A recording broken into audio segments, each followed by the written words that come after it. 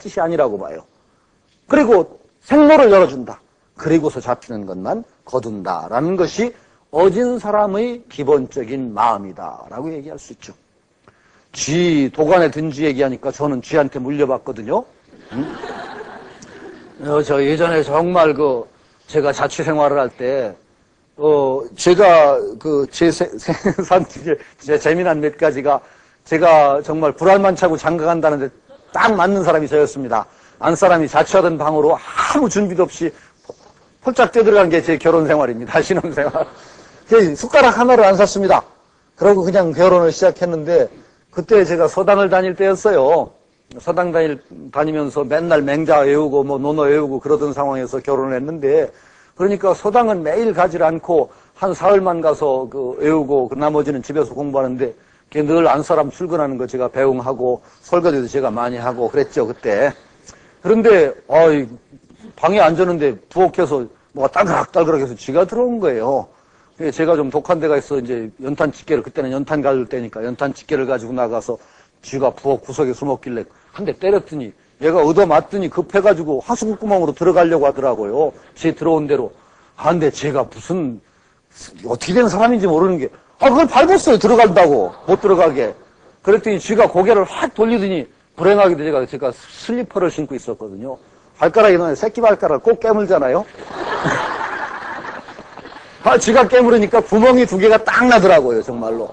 이빨이 2개더라고요. 진짜 그때 확실히 알았어요. 그래서 얼른 놀래서 방에 들어가서 막 피 짜내고 머큐럼 바르고. 그런데 쥐도 놀래가지고 다시 구석으로 숨어가서 제가 돌멩이로 눌러서 못 도망가게 하고 그 다음에는 구두 신고 나가서 잡았죠.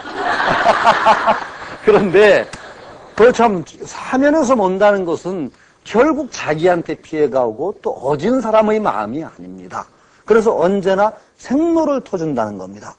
그래서 구태여 달아나는 짐승은 놓아보내는 것이다. 그리고 왕이 사냥을 하는 목적 자체가 꼭 탐욕으로서 무엇을 얻기 위한 것이 아닙니다.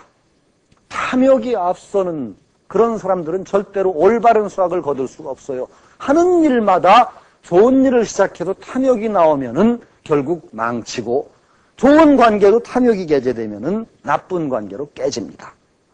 왕이 하는 것은 일종의 군사훈련의 의미도 있고 농사에 해를 끼치는 짐승을 제거한다는 의미도 있고 군사훈련을 한다는 의미도 있으면서 한편으로는 왕이 문에만 치우치지 않고 무라는 것 그것에도 관심을 보인다는 것을 백성들에게 상징적으로 보여주는 것이기도 합니다.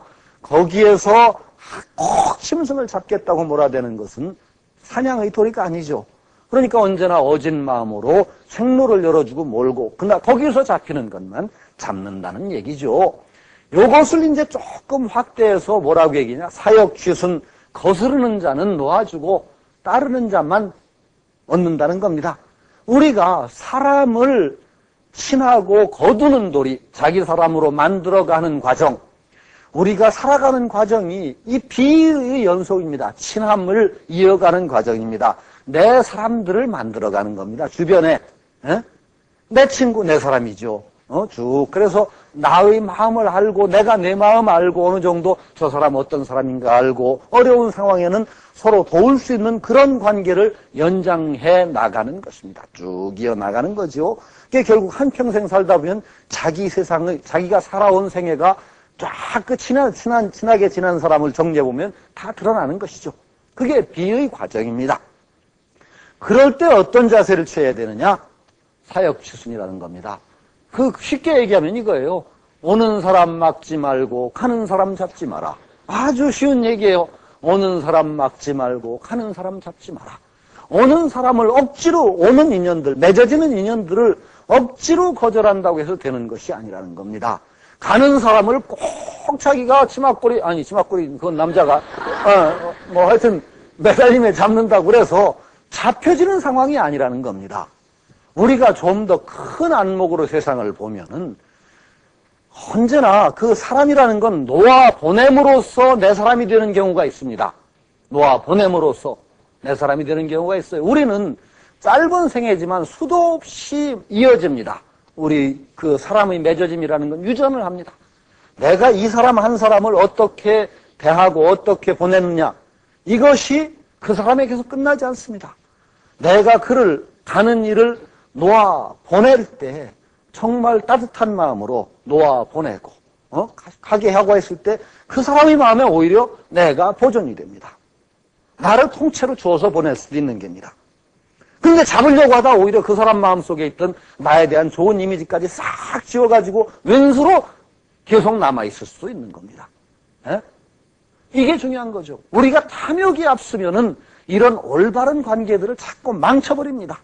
욕심. 우리는 좀 더 큰 것을 꿈꿔야죠. 전강에서는 어린 왕자 얘기를 하려다가 꼭 빼먹어버리고 말았는데, 어린 왕자 이런 조금 빗나간 얘기, 이런 얘기가 있습니다. 내가 내 옆에 꼭 갖다 놔야만 내 것이라고 생각함으로써 오히려 많은 것을 우리는 잃는다는 거죠. 비유를 하자면은 산에서 아름다운 꽃을 보고 왔다. 그놈을 꼭 꺾어가지고 우리 집에다 갖다 꽂을 생각을 하는 사람은 그 꽃에서 끝납니다. 그러나 그 꽃을, 아름다운 꽃을 그대로 두고 참 그 산에는 꽃이 아름다웠지 않은 추억을 가지고 온 사람은 그 산을 통째로 집에까지 들고 옵니다. 집에 와서도 그 산을 그릴 수가 있거든요. 그러면 내 방에 그 산이 오죠.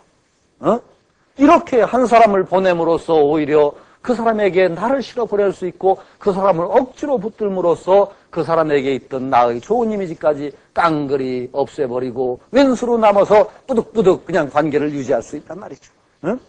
이런 것, 우리가 삶을 살아간다는 건 짧다면 짧고 길다면 길지만은 그렇게 많이 이어나가는 좋은 만남들이 있어져야만 되는 것이죠. 좋은 만남들을 만드는 기본적인 원칙이 뭐냐?